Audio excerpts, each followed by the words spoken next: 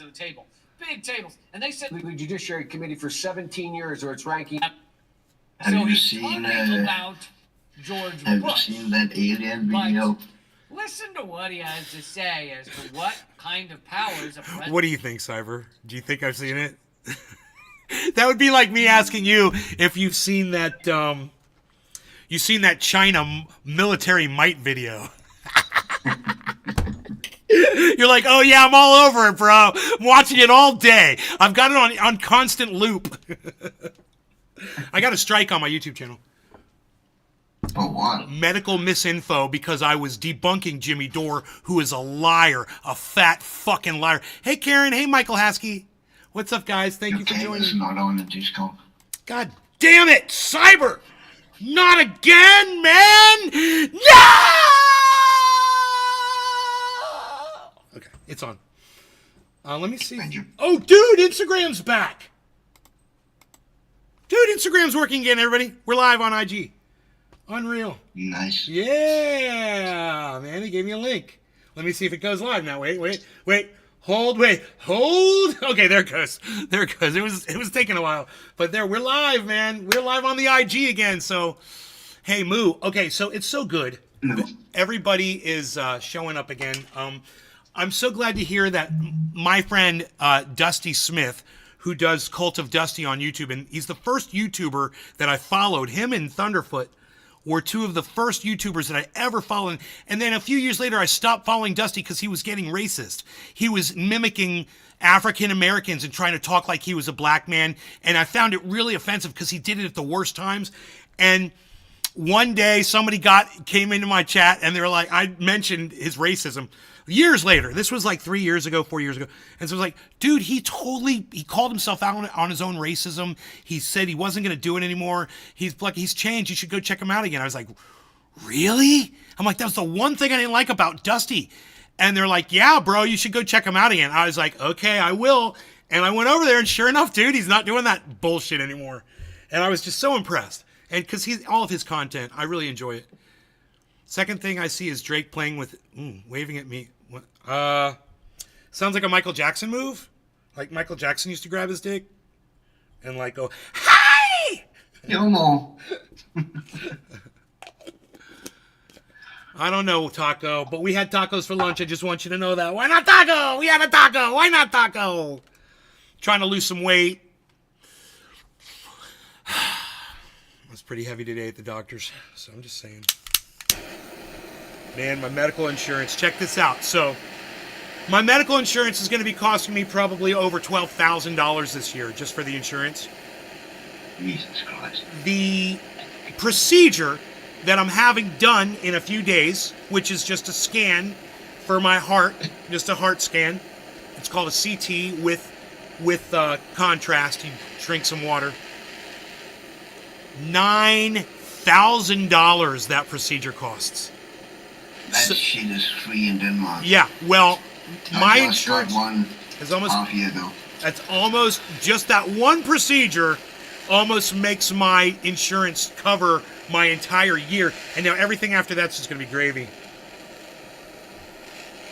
I'm going to be. That's insane. I'm going to be going to a lot of doctors' visits this year.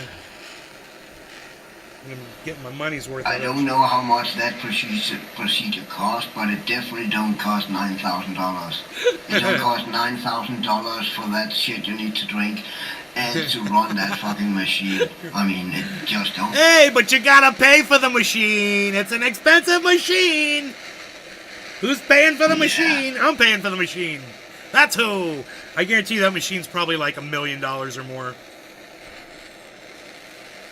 But yeah, I'm sure that machine's a big money maker by now. It's probably, that machine's way in the black. They probably had it since like 1985. All right, let's see here. Orange. Token Tony Z, hello. Romaine Haskey, Michael Haskey on another account. What's up? We got Amani Monet. What's up, Amani Monet?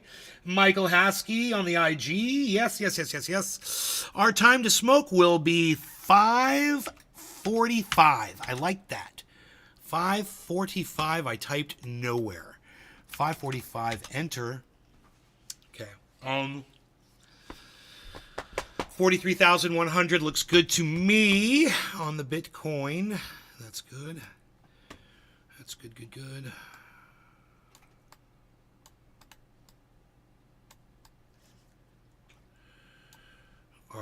We need to stop and start our waterfall, obviously. There we go. Yes. Maybe we'll turn the waterfall sounds up. Why not? Okay, I said 5:45, right? 5:45, great. Cyber, cheers. Everyone cheers. No law regarding cannabis. Yeah, bro. Okay. Cheers, everybody.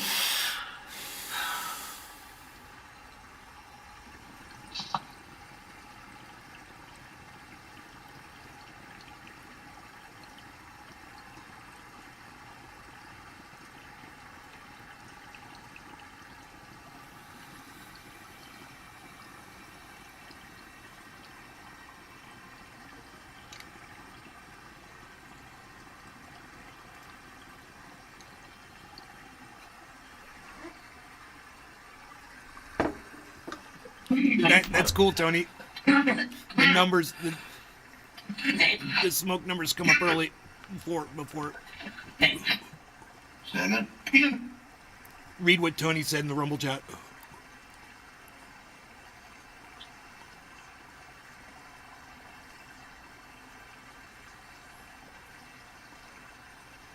What Tony said, he just said hello, right? And cheers. And it's the delay. I'm sorry, it was Michael Haskey, not Tony. My bad. It was Michael Haskey and Token Tony Z. They're finishing each other's thoughts. I So don't see Michael Haskey. it's no, Romaine. I do. Yeah, Romaine Haskey. You know the numbers show up on chat before you even say them. Then Tony goes, "It's the delay," and then Yeah, Michael yeah. goes, "It sure is."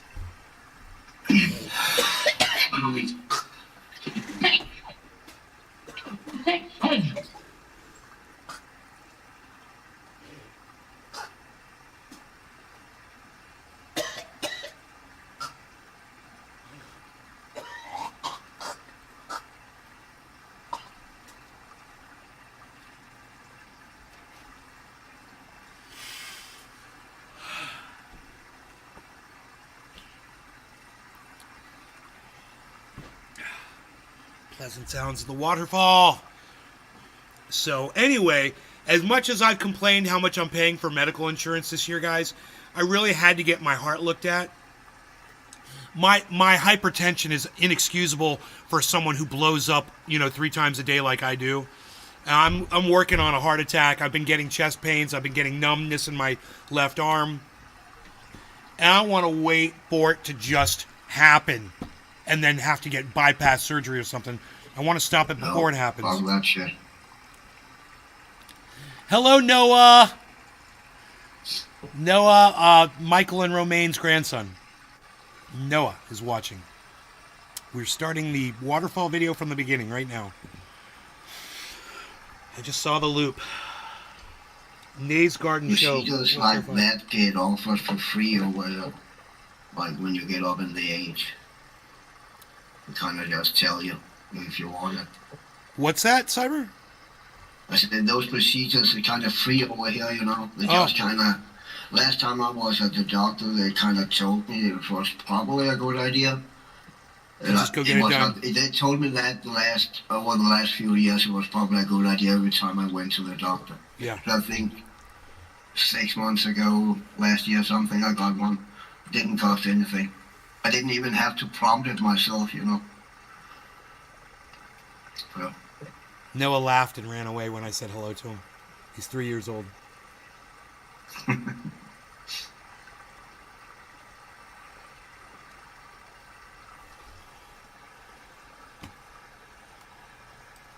All right, so I've got a video for you guys. It's Chris Hedges speaking about the death of Israel, how a settler colonial state destroyed itself. It's a harsh reality, man. Israel wanted to be the world's hero, and now they have turned into the world's supervillain, and everybody fucking hates Israel. And you know what? Hashtag everybody hates Israel. Hashtag everyone hates Israel. It's everyone. Hashtag everyone hates Israel. You know, I'm hashtagging that on Twitter right now. Everyone fucking hates Israel, and they've done it to themselves.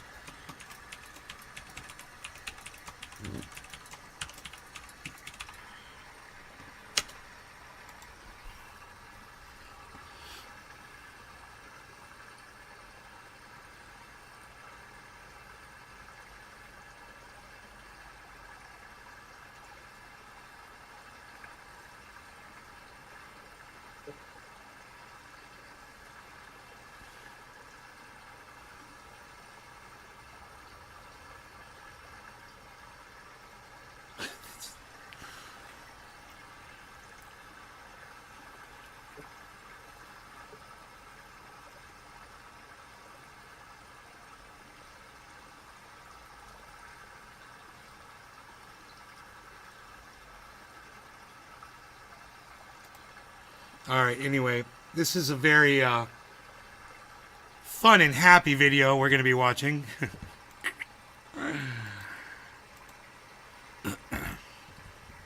This is Chris Hedges. He knows what he's talking about. Give him a listen. These Israelis saw the same images you and I see. He's talking about the Holocaust. Children with amputated limbs. And I just want to tell you this. He's speaking about the Holocaust, and he spoke about the Holocaust for like 4 or 5 minutes straight. He spoke about the horrors of the Holocaust. And he was explicit about it.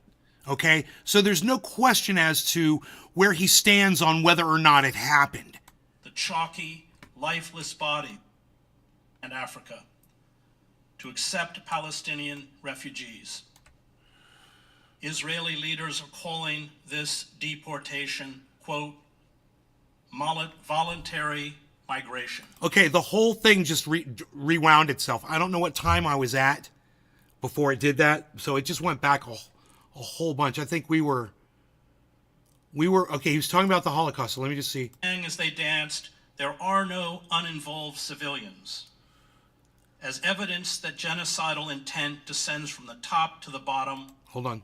In the creation of the State of Israel, a narrative embraced by the Holocaust Museum. Here it is. In Washington, okay. D.C. So he's talking about the Holocaust. All right, and then we're going to go into what he says Contemporary next. history of the Third Reich, he writes.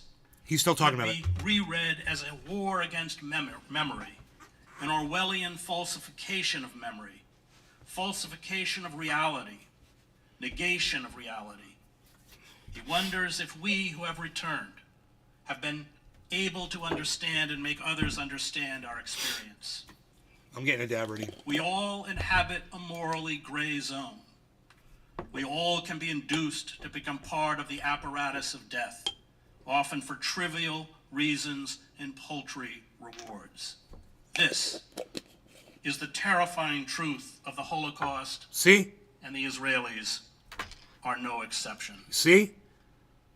1 month into the genocide, according to a poll in Time magazine, 57% of Israelis believed Israel was not using enough force in Gaza. You hear this? These Israelis saw the same images you and I see. Of the Holocaust. Children of Gaza. With amputated limbs. Right. The chalky, lifeless bodies. Here you go. Lifted out from under the rubble. The long trenches filled with corpses wrapped in white shrouds. Screams of the wounded in the hospital corridors. Only 2% of Israelis said Israel was using too much force. Can you believe that? But at least there's 2%. South African lawyers That's a start. at The Hague, who compared Israel's crimes with those carried out by the apartheid regime in South Africa, showed the court a video of Israeli soldiers celebrating and calling for the death of Palestinians. They sang as they danced, "There are no right on it. civilians." As evidence that genocidal intent descends from the top to the bottom of the Israeli war machine and political system. Racism, an attribute of all colonial settler societies, whether the British colonists in India and Kenya or the French in Algeria, pervades Israeli society. Palestinians are seen as vermin, to be controlled or exterminated. Sounds like It is very Netanyahu. hard not to be cynical about the plethora of university courses about the Holocaust, given the censorship and banning of groups such as Students for Justice in Palestine and Jewish Voices for Peace. What is the point of studying the Holocaust if you do not understand its fundamental lesson? When you have the capacity to stop genocide, and you do not, you are culpable. It is hard not to be cynical about the humanitarian interventionists, Barack Obama, Tony Blair, Hillary Clinton, Joe Biden, Samantha Power, Hey, Crispy who Cat. talk in sanctimonious rhymes about the responsibility to protect, 17 but are minutes. silent about war crimes when speaking out would threaten their status and careers. None of the humanitarian interventions they championed, Bosnia, Cushy. Darfur, Libya, came close to replicating the Cushy Monster wants to know why I'm not live on YouTube, because I got a strike on YouTube for medical misinformation for calling Jimmy Dore out for his medical misinformation on YouTube that YouTube doesn't ever block. Never fucking strikes Jimmy Dore for it. Only strikes me for straightening the record. For a few people, for just a handful of people, while Jimmy Dore speaks to millions, lies to millions. It's comical. Fuck YouTube. suffering. You and should be slaughter watching of on, Gaza. hey, Cushy Monster 710. You should be watching on Rumble anyway. But there is a cost to defending Palestinians, a cost they do not intend to pay. Cyber cheers, everyone cheers. No law regarding The cannabis. moral universe has now been turned Yes, bro. upside down. Cheers, everybody. Those of us who oppose genocide are accused of advocating it. Those who carry out genocide are said to have the right to defend themselves. Vetoing ceasefires and providing 2,000-pound bombs to Israel that throw out metal fragments for thousands of feet in densely packed refugee camps is the road to peace. Refusing to negotiate will free the hostages. Bombing hospitals, schools, mosques, churches, ambulances, and refugee camps, obliterating families, are routine acts of war. Carrying out genocide in Gaza is a way to de-radicalize Palestinians. Attacking Houthi bases in Yemen will de-escalate a regional conflict. And remember, it is not only Israel which has abandoned its citizens held hostage in Gaza. There are hundreds of Palestinians who are U.S. citizens or permanent residents trapped in Gaza, and the Biden administration is making no discernible effort as demanded by U.S. law to secure their safety. None of this makes sense, as protesters around the world realize. If the genocide in Gaza is not halted, Dude, when someone like Chris Hedges says this, people listen, everybody. I mean, I can sit and talk about it for months. Nobody gives a fuck. This is fucking Chris Hedges. it will presage a new world order.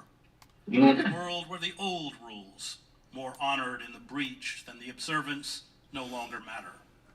It will be a world where nations with vast bureaucratic structures and technologically advanced military systems carry out in public view massive killing projects. The industrialized nations, weakened, fearful of global chaos, are sending an ominous message to the global south and anyone who might think of revolt. We will kill you without restraint, and no one will stop us. One day, you will all be Palestinians. I fear that we live in a world in which war and racism are ubiquitous, in which the powers of government mobilization and legitimization are powerful and increasing, in which a sense of personal responsibility is increasingly attenuated by specialization and bureaucratization, in which the peer group exerts tremendous pressure on behavior and sets moral norms. Christopher Browning writes in Ordinary Men about a German reserve police battalion in World War II that was ultimately responsible for the murder of 83,000 Jews. In such a world, I fear, modern governments that wish to commit mass murder will seldom fail in their efforts for being unable to induce ordinary men to become their willing executioners. Evil is protean, it mutates, it finds new forms and expressions, it changes its face, but not its essence. Germany orchestrated the murder of 6 million Jews, as well as over 6 million gypsies, Poles, homosexuals, communists, Jehovah's Witnesses, Freemason, artists, journalists, Soviet prisoners of war, people with physical and intellectual disabilities, and political opponents. It immediately set out after the war to expiate itself for its crimes. It deftly transferred its racism and demonization Book of Enoch, to what's Muslims, up, buddy? with racial supremacy remaining firmly rooted in the German psyche. At the same time, Germany and the U.S. rehabilitated 43,177. thousands of former Nazis, especially from the intelligence services and the scientific community, and did little to prosecute those who directed Nazi war crimes. Germany today is Israel's second largest arms supplier following the U.S. The supposed campaign in the U.S. and Germany against anti-Semitism, interpreted as any statement that is critical of the state of Israel or denounces the genocide, is the latest subterfuge to champion white power. It is why Germany and the U.S., which have effectively criminalized support for Palestinians, and the most retrograde white supremacists, including philo-Semites such as John Hagee or Marjorie Taylor Greene, fervently back Israel.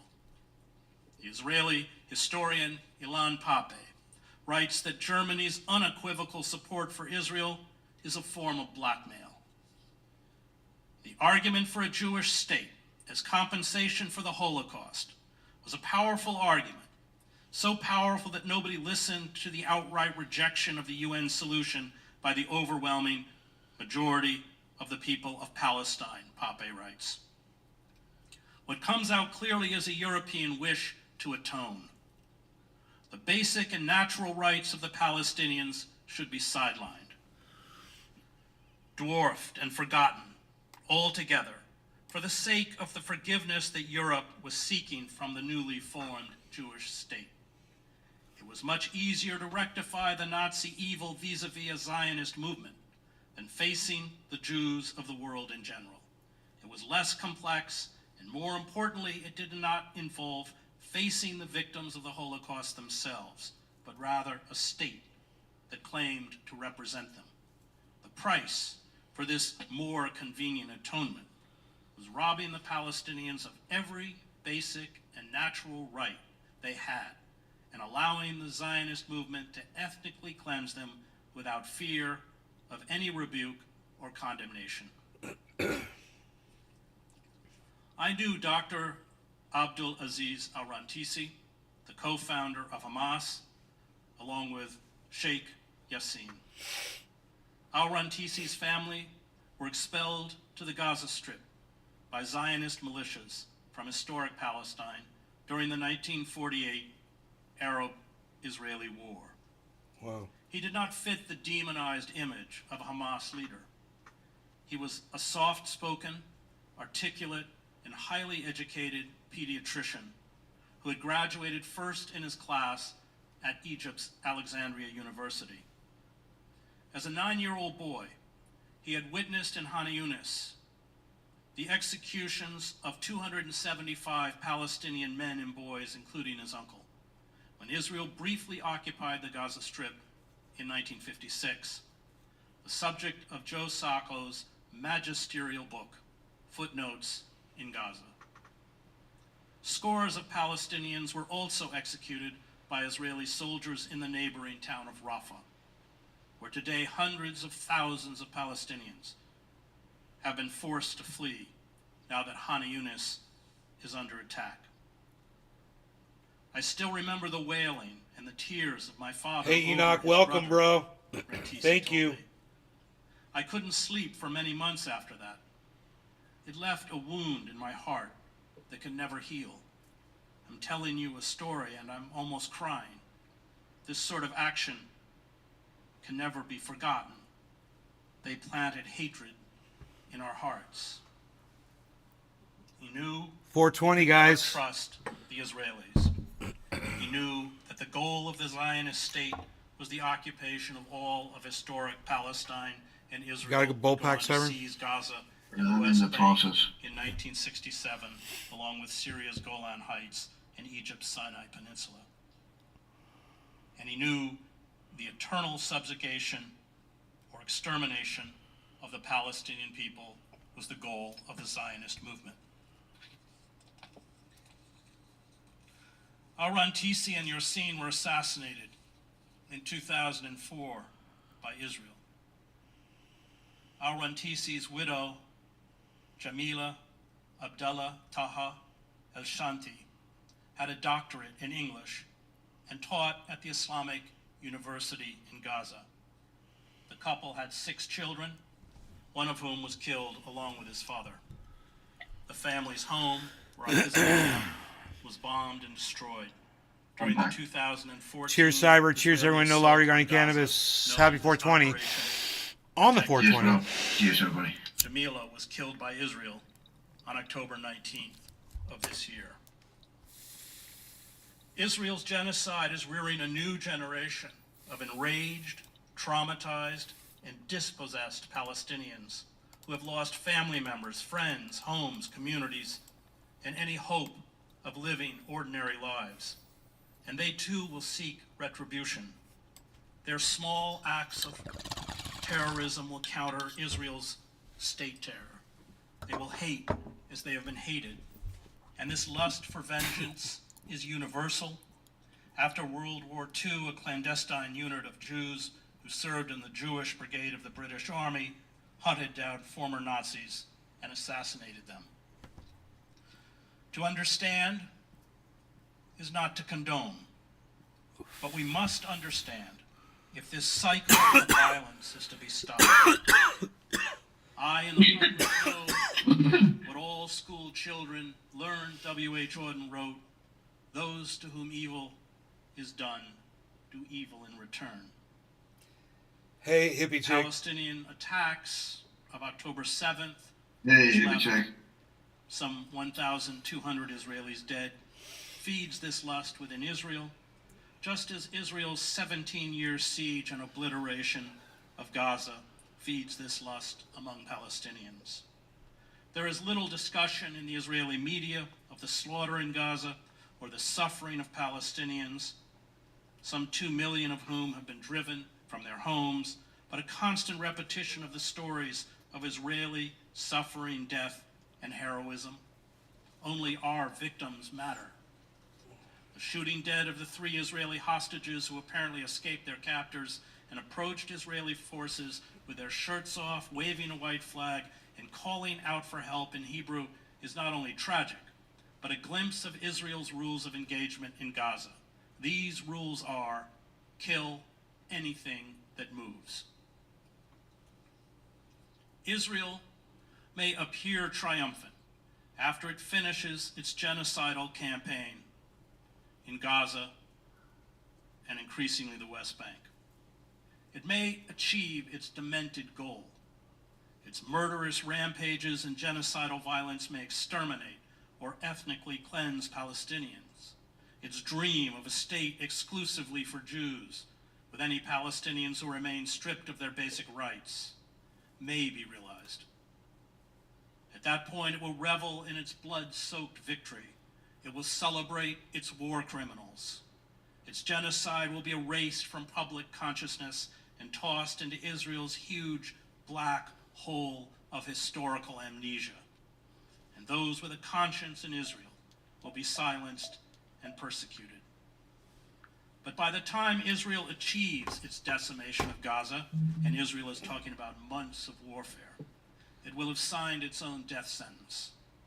Its facade of civility, its supposed vaunted respect for the rule of law and democracy, its mythical story of the courageous Israeli military and miraculous birth of the Jewish nation will lie in ash heaps.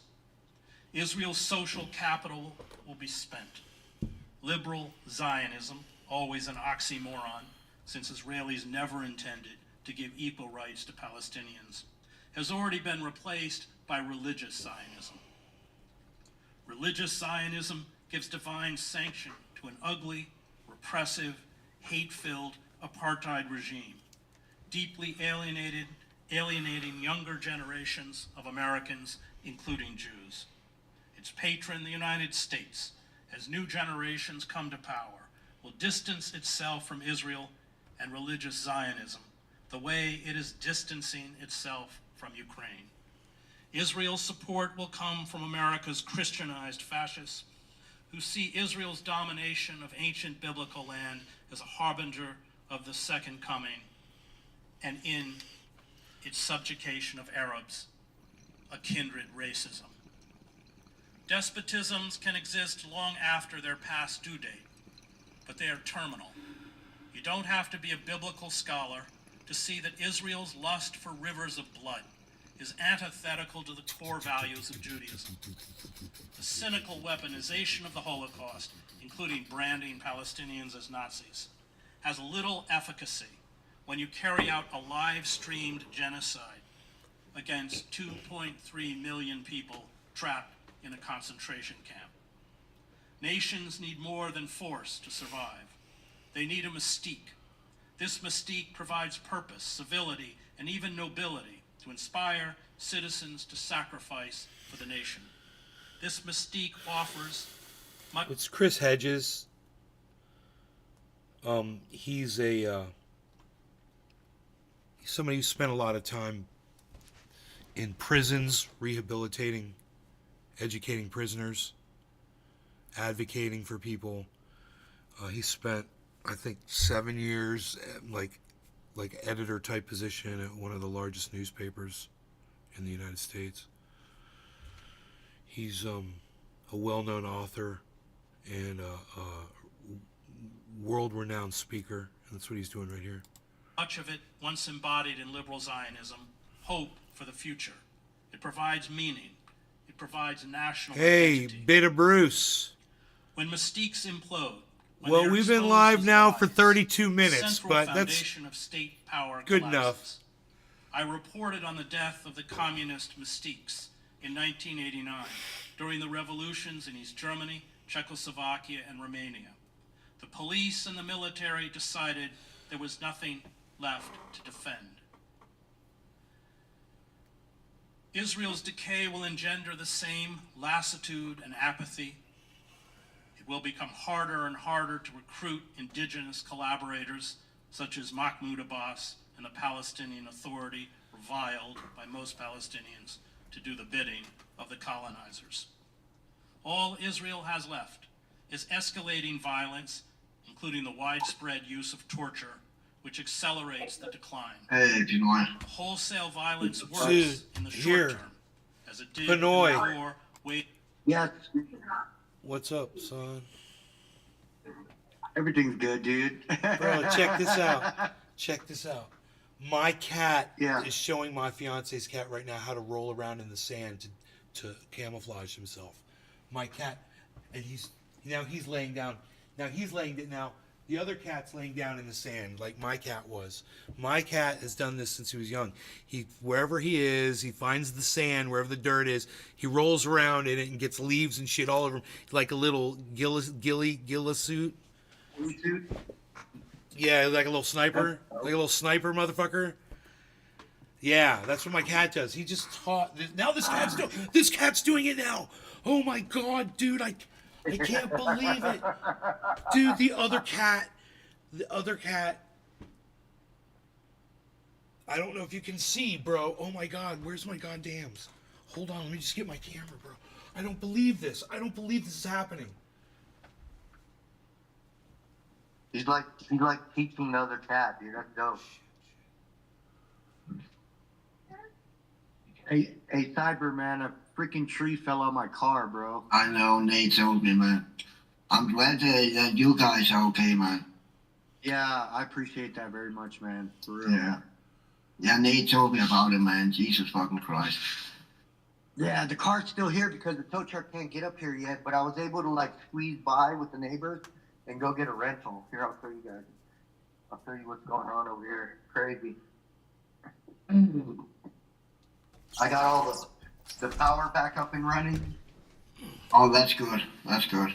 Panoy, listen, you're hijacking my stream. We're watching something, okay? Oh, okay. My Yeah. bad. No, it's okay. It's Go okay. ahead, bro. We're right in the middle of something. We're watching Go this ahead, thing I'll about. just show 'em later. I'll show 'em later. You could show them, but just let us do this while you're walking around and shit. Just so you know. Okay. All right. All right. Let's do it. Yep. Here, Waged I'm by on the mute. French in Algeria, the dirty war waged by Argentina's military dictatorship, and during Britain's conflict in Kenya and Northern Ireland. But in the long Panoy's term, a hijacker. suicidal. I haven't heard that word in a long Israel time. may A hijacker. wipe out the current Hamas leadership, but the past, Oh, current bro, assassinations of bro. Palestinian Wow. That sucks, man. Dude, hold on, Jesus dude. Christ. Oh, fucking A, bro. Dude. Yeah, she's done, dude. Wow, I'm sorry, man. Fucking A, bro. That's some fucking slammage. That tree. Dude, 3,000-pound oak, bro. Savage. Fucking A, bro. leaders has done little to blunt resistance. The siege and genocide in Gaza has produced a new generation, prepared to take the place of martyred leaders. Israel has sent the stock of its adversary into the stratosphere. Israel was already at war with itself before October 7th. Israelis were protesting to prevent Netanyahu's abolition of judicial independence. The religious bigots and Zionist fanatics currently in power had mounted a determined attack on secularism. Israel's unity since the attack is precarious. It is a negative unity. It is held together by hatred. And even this hatred is not enough to keep protesters from decrying the government's abandonment of Israeli hostages in Gaza. Hatred is a dangerous political commodity.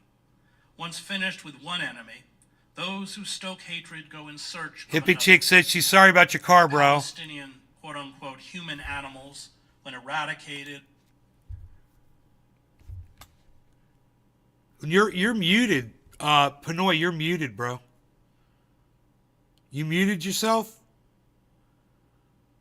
We can't hear you, just so you Yeah. know. Okay, there you go. We hear you now. I make sure to mute myself whenever I'm like doing something. I was Cool. eating one of my Cool. What were you saying? I said thank you very much. I appreciate that, guys, very much. There you go. Or subdued, will be replaced by disloyal Palestinians with Israeli citizenship already targeted by a series of discriminatory laws, along with Jewish apostates and traitors. The demonized group can never be redeemed or 43-2, guys. A politics of hatred creates a permanent instability that is exploited by those seeking the destruction of civil society. The Israeli scholar Yeshayahu Leibowitz, who Isaiah Berlin called the conscience of Israel, warned that, quote, if Israel did not separate church and state, it would give rise to a corrupt rabbinate that would warp Judaism into a fascistic cult. Religious nationalism is to religion what National Socialism was to socialism, warned Leibowitz, who died in 1994.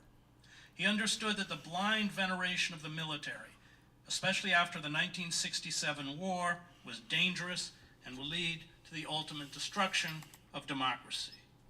Our situation will deteriorate to that of a second Vietnam, to a war and constant escalation without prospect of ultimate resolution, he wrote.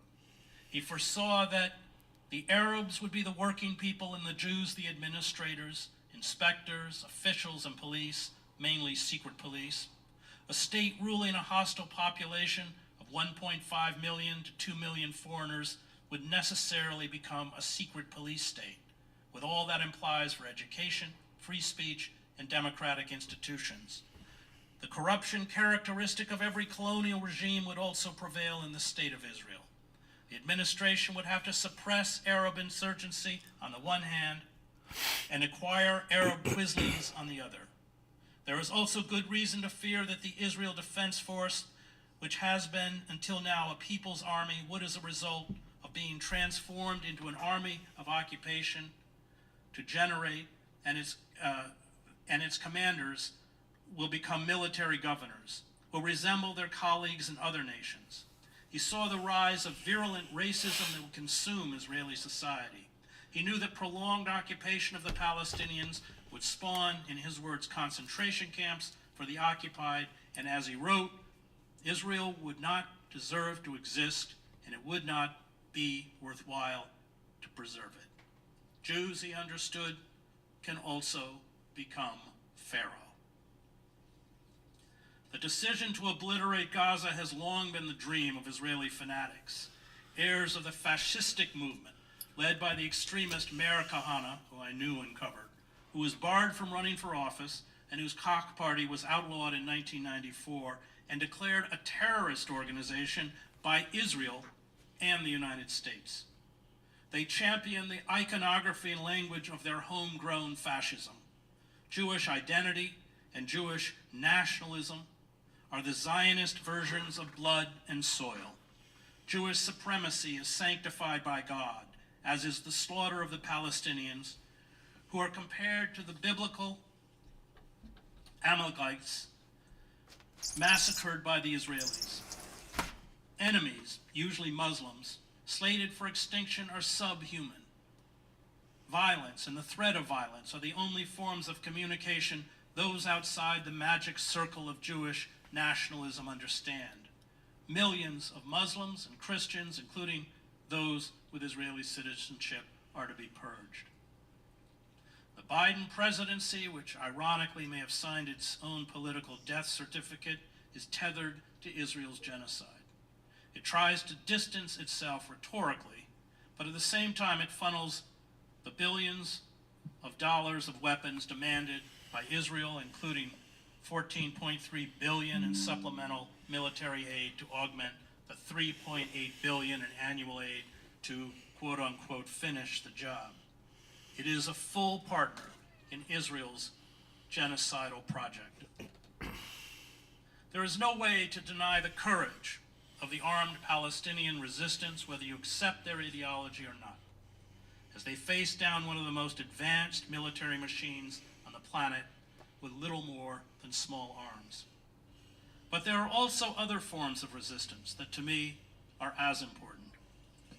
Writers, poets, journalists, and photographers, many of whom have been targeted and killed by Israel, affirm the belief that one day, a day the writers, journalists, and photographers may never see, the words and images will provoke empathy, understanding, outrage, and provide wisdom. They chronicle not only the facts, although the facts are important, but the texture, sacredness, and grief of lives and communities lost. They tell the world what this genocide is like, how those caught in its maw of death endure, how there are those who sacrifice for others and those who do not, what fear and hunger are like, what death is like. They transmit the cries of the children, the wails of grief of the mothers, the daily struggle in the face of savage industrial violence, the triumph of their humanity through filth, sickness, humiliation, and fear. This is why writers, photographers, and journalists are targeted by aggressors in war, including the Israelis. They stand as witnesses to evil, and evil the aggressors want buried and forgotten. They expose the lies. They condemn, even from the grave, their killers. Israel has killed at least 13 Palestinian poets and writers, along with over 83 journalists and media workers in Gaza, and 3 in Lebanon since October 7th. I experienced futility and outrage when I covered wars for 2 decades in Central America, the Middle East, Africa, and the Balkans. I wondered if I had done enough, or if it was even worth the risk. But you go on, because to do nothing is to be complicit. You report because you care. You make it hard for the killers to deny their crimes. And this brings me to the Palestinian novelist and playwright, Atif Abu Saif. He and his 15-year-old son, Yasser, who live in the occupied West Bank, were visiting family in Gaza, where he was born, when Israel began its scorched earth campaign. Atif is no stranger to the violence of the Israeli occupiers. He was 2 months old during the 1973 war and writes, "I've been living through wars ever since. Just as life is a pause between two deaths, Palestine as a place and as an idea is a timeout in the middle of many wars." During Operation Cast Lead, the 2008-2009 Israeli assault on Gaza, Atif sheltered in the corridor of his Gaza family home for 22 nights with his wife, Hannah, and 2 children, while Israel bombed and shelled. His book, The Drone Eats With Me, Diaries from a City Under Fire, is an account of Operation Protective Edge, the 2014 Israeli assault on Gaza that killed 1,523 Palestinian civilians, including 519 children. Memories of war can be strangely positive, because to have them at all means you must have survived, he notes sardonically. He did what writers do, including the professor and poet Rifat al-Arir, who was killed, along with Rifat's brother, sister, and her 4 children in an airstrike on his sister's apartment in Gaza on December 7th. Atif, once again, finding himself living amid the explosions and carnage from Israeli shells and bombs, doggedly publishes his observations and reflections. His accounts are often difficult to transmit because of Israel's blockage of internet and phone service. On the first day of the Israeli bombardment, a friend, a young poet and musician, Omar Abu Shawish, is killed, apparently in an Israeli naval bombardment, though later reports would say he was killed in an airstrike as he was walking to work. Atif wonders about the Israeli soldiers watching him and his family with their infrared lenses and satellite photography. Can they count the loaves of bread in my basket or the number of falafel balls on my plate, he wonders. He watches the crowds of dazed and confused families, their homes in rubble, carrying mattresses, bags of clothes, food, and drink. He stands mutely before the supermarket, the bureau de change, the falafel shop, the fruit stalls, the perfume parlor, the sweet shop, the toy shop, all burned. Blood was everywhere, along with bits of kids' toys, cans from the supermarket, smashed fruit, broken bicycles, and shattered perfume bottles, he writes. The place looked like a charcoal drawing of a town, scorched by a dragon. I went to the press house where journalists were frantically downloading images and writing reports for their agencies.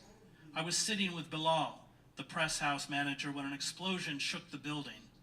Windows shattered and the ceiling collapsed onto us in chunks. We ran toward the central hall. One of the journalists was bleeding, having been hit by flying glass.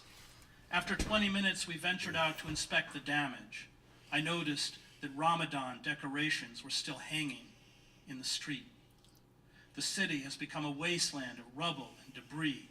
Atif, who has been the Palestinian Authority's Minister of Culture since 2019, writes in the early days of the Israeli shelling. Beautiful buildings fall like columns of smoke. I often think about the time I was shot as a kid during the first Intifada and how my mother told me I actually died for a few minutes before being brought back to life. Maybe I can do the same this time, I think. He leaves his teenage son with family members. The Palestinian logic is that in wartime we should all sleep in different places, so that if part of the family is killed, another part lives, he writes. The UN schools are getting more crowded with displaced families. The hope is that the UN flag will save them, though in previous wars this hasn't been the case.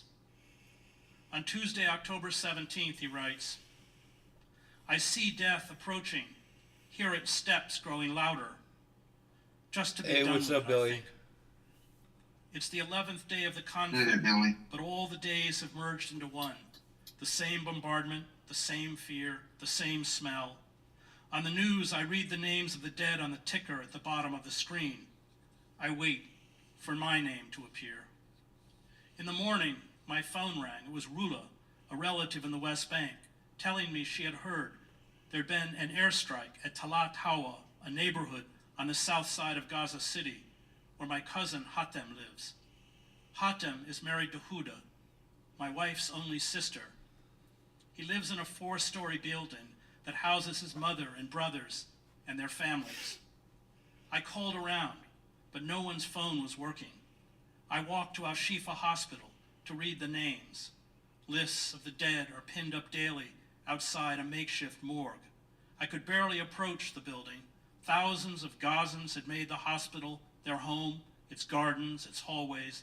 Every empty space or spare corner had a family in it. I gave up and headed toward Hatem's. 30 minutes later, I was on his street. Rula had been right. Huda and Hatem's building had been hit only an hour earlier. The bodies of their daughter and grandchild had already been retrieved. The only known survivor was Wissam, one of their other daughters, who had been taken to the ICU. Wissam had gone straight into surgery, where both of her legs and her right hand had been amputated. Her graduation ceremony from art college had taken place only the day before. She has to spend the rest of her life without legs, with one hand.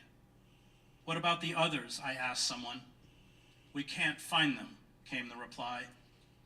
Amid the rubble, we shouted, "Hello! Can anyone hear us?" We called out the names of those still missing, hoping some might still be alive.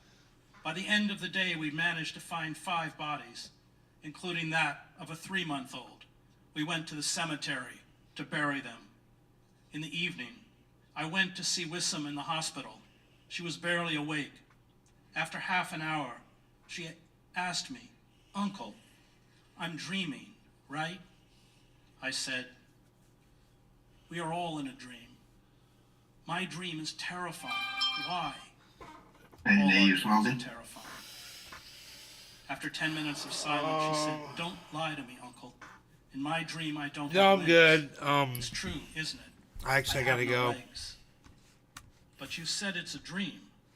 I don't like this dream. But we will continue this Chris Hedges viewing, you guys, and thanks for watching. I hope you enjoyed the hour. Cyber Pinoy, thank you, everybody.